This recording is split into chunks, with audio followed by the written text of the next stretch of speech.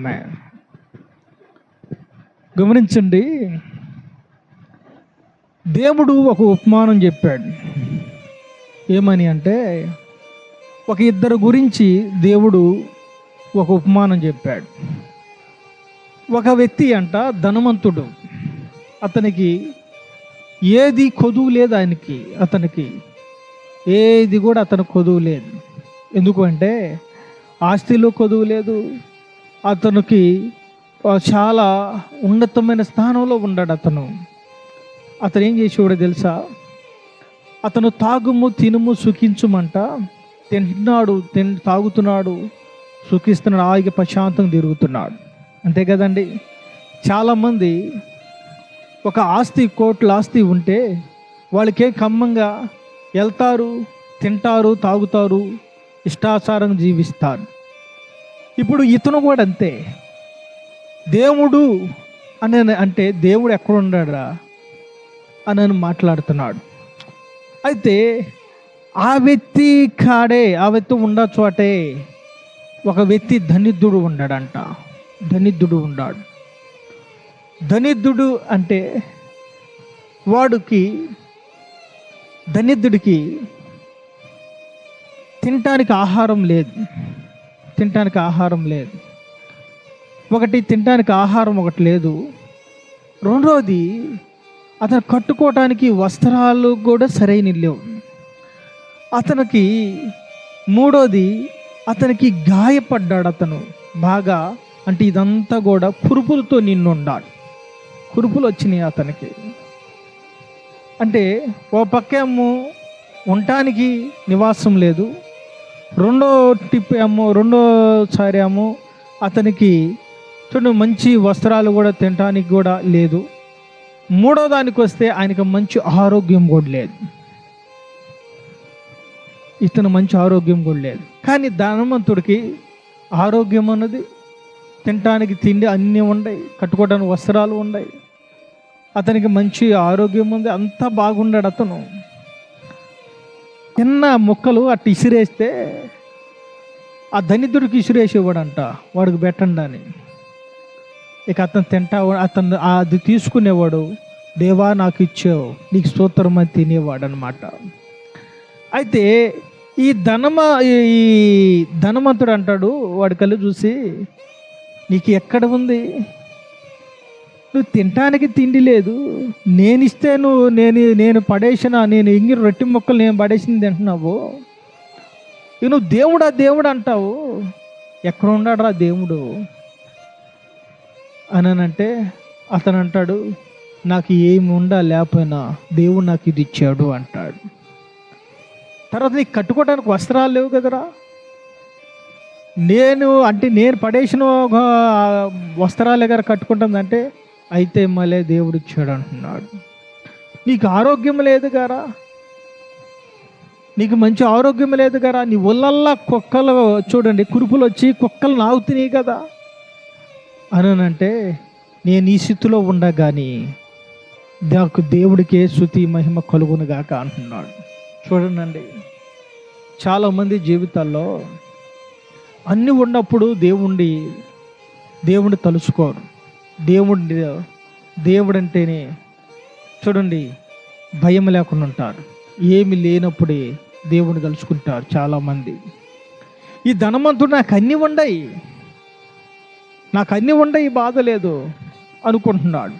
కానీ దరిద్రుడు నాకు ఎన్ని లేకపోయినా నాకు దేవుడు కావాలి అనుకుంటున్నాడు. ఈ ధనవంతుడికి దేవుడు అవసరం లేదు, ఈ దరిద్రుడికి దేవుడు అవసరమైంది.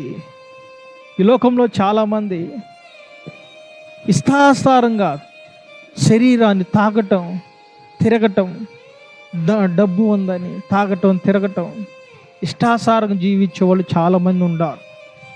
కానీ లేనివాడు ఒక పూట అన్నానికి నాకు దొరికితే చాలు అనుకునేవాళ్ళు కూడా చాలామంది ఉన్నారు. ఈ ధనవంతుడు దరిద్రుడు వీళ్ళిద్దరూ ఒకరోజు మరణించారంట. మరణించారు, చనిపోయారు. చనిపోతే దరిద్రుడేమో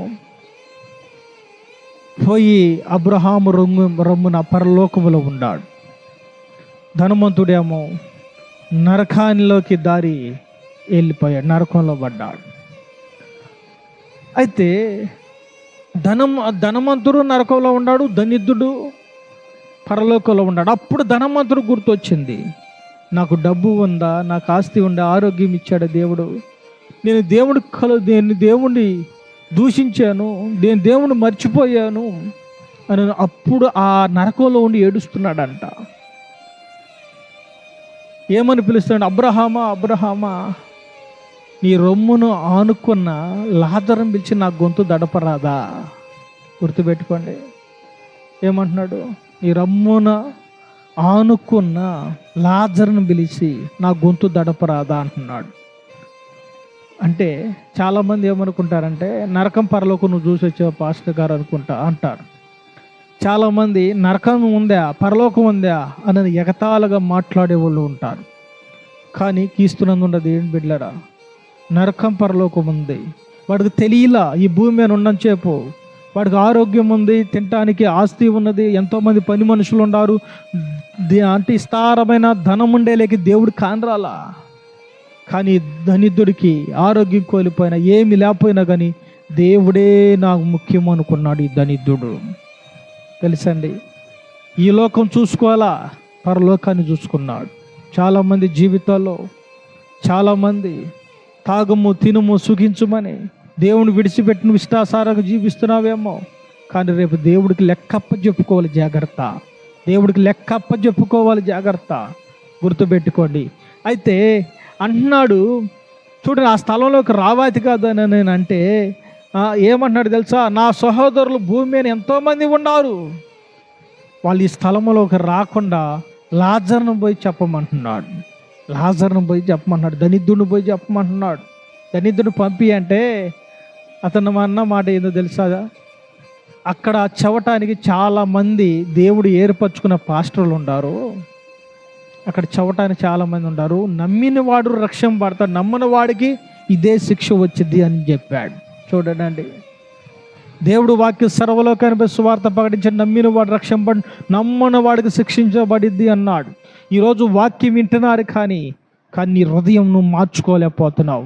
నువ్వు వాక్యం అన్నది చదువుతున్నావు కానీ నువ్వు హృదయాన్ని మార్చుకోలేకపోతున్నావు. నువ్వు దేవుని మందిరానికి క్రమంగా వెళ్తున్నావు కానీ నువ్వు చేసే పాపము నీ ఎనికిడితో వస్తుందండి. గుర్తుపెట్టుకోండి, చాలామంది ధనిద్దుడేమో పరలోకానికి వెళ్ళాడు. చూడండి, పసిపిల్లడ శరీరం ధరించుకొని మహిమ వస్త్రం ధరించుకొని పరలోకంలో హాయిగా కూర్చున్నాడు. ధనవంతుడేమో నరకంలో కాలుతా ఉన్నాడు. ఈ లోకంలో నరకం కావాలో పరలోకంలో తేల్చుకో. దేవుడు వాక్యం అన్నాడు కదా, అగ్ని ఆరదు, పురుగు చావదు. నరకం ఉన్నది, పరలోకం కూడా ఉన్నది. నువ్వు పరలోకానికి వెళ్ళాలో నరకానికి వెళ్ళాలో తేల్చుకొని నువ్వు దేవుణ్ణి నమ్ముకుని మారు మనసు పొంది బాప్టిజం పొంది యేసుక్రీస్తు నువ్వు విశ్వాసం కలిగి నడిస్తే నువ్వు పరలోకానికి వెళ్తావు, లేకపోతే నరకానికి వెళ్తావు. కాబట్టి దేవుడు విశ్వాసం కలిగి ఉండండి, విశ్వాసం కలిగి లాజర్లాగా ఏమి లేకపోయినా భయము భక్తి కలిగి జీవించండి. దేవుడు మీ కుటుంబాన్ని దేవుడు దీవించునుగాక.